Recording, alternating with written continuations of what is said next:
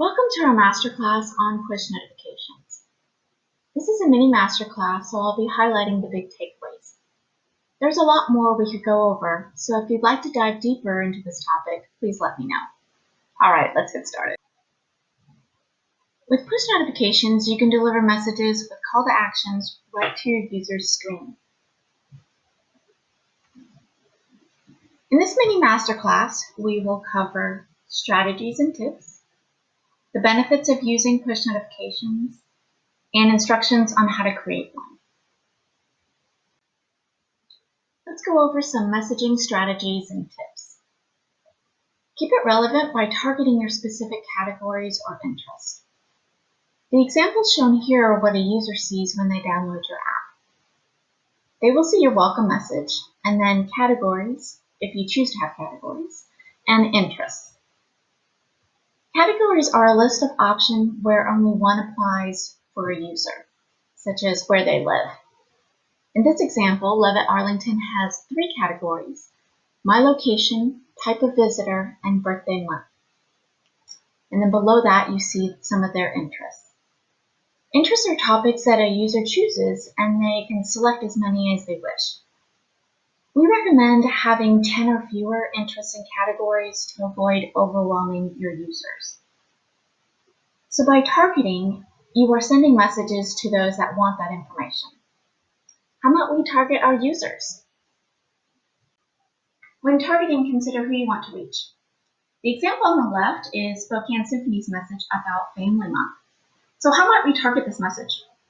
We could just target to our family programming interest groups. By targeting it this way, we avoid sending it to everyone that might not be interested in family program. The example on the right is the Lead Center's message about the musical production of Bandstand. So for this one, we could target our musical interest groups. Consider the time of day your message will go out. Do you want to send it out at lunchtime or in the evening? When are people more likely to act on what you'd like them to do? Here we see Renaissance Performing Arts has half-off tickets for a show, and the offer ends at 5 p.m. They created a 3-hour window of opportunity for their users. Keep your messages short for a bigger impact. This example shows Opera Philadelphia making their announcement about their festival and when it takes place. They also bring attention to the word free by making that word in all caps. Include a call to action. Tell them what you want them to do.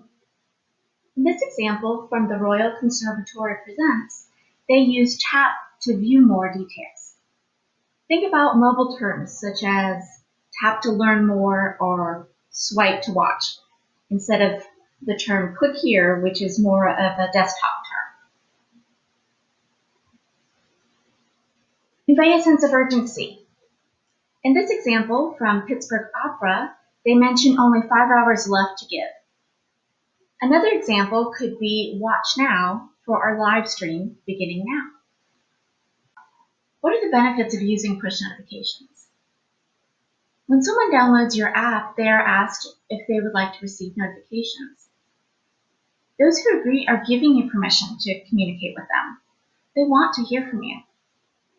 Here we have Warner Theater letting their users know that a popular artist is back and tickets are available now. We often get asked if anyone actually opts in to receive notifications, and they do. We see an average opt-in rate of 50 to 60%. That's a big percentage. It's an easy way to grab their attention in a specific moment and maintain their attention throughout the year. In this example, Ballet Arizona is reminding users that a production starts tomorrow and to get tickets. They also include a ticket emoji. Emojis are another way to grab attention.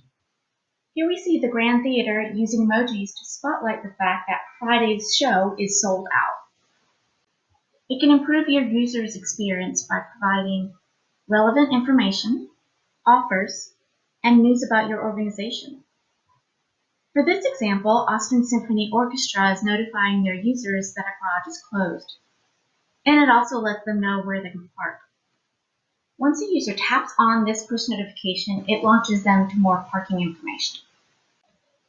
Guide your user's behavior by using calls to action around ticket purchasing, donations, and interacting with content. Here we see Evansville Philharmonic Orchestra guiding their users to use their app to get a ticket discount. It encourages people to return. In this example from Seattle Symphony, their message provides exclusive discount tickets for that evening's performance. Now let's look at how we can create a push notification. Creating push notifications are quick and easy to do. In your control panel, go to Mobile, then Push Notifications. I mentioned earlier about categories and interests. Here is where you can add or edit any of those existing ones you might have. You can also edit your welcome message that your user sees. So we're going to click on the Compose button. So here is where you will enter in your message. It needs to be short, no more than 100 characters, and you can also use emojis. So this message should catch your user's attention, be actionable using terms like tap or swipe for more. For the tap action, you have some options. You can decide where you want to send your users when they tap or swipe your push notification. Do you want it to go to a particular page within the app? And if you hit this drop down, you can choose multiple places. Do you want it just to go to your main page of your app? Do you want it to go to a particular website? You would just copy and paste in your URL here. Or do you want your user to have the ability to share it? And here you can put in that message. You also have the ability to include interactive buttons if you wish. Next, decide who you want to target. It's defaulted to targeted, and here is where your categories and interests come into play.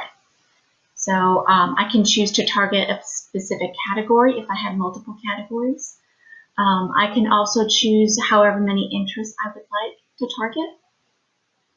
I can also just decide to send the push notification to everyone that's opted in.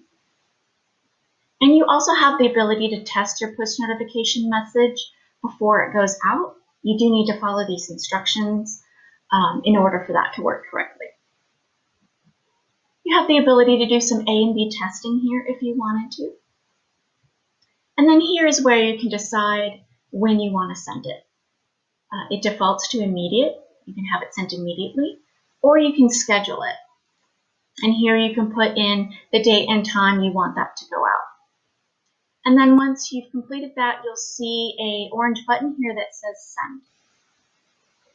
Once you've created a push notification, it will show up if you have selected Immediate. It will show up here in the history. If you selected Schedule, it'll show up here under Schedule. I hope this mini masterclass was helpful. If you have questions, need assistance, or if you'd like to explore this topic further, please contact me.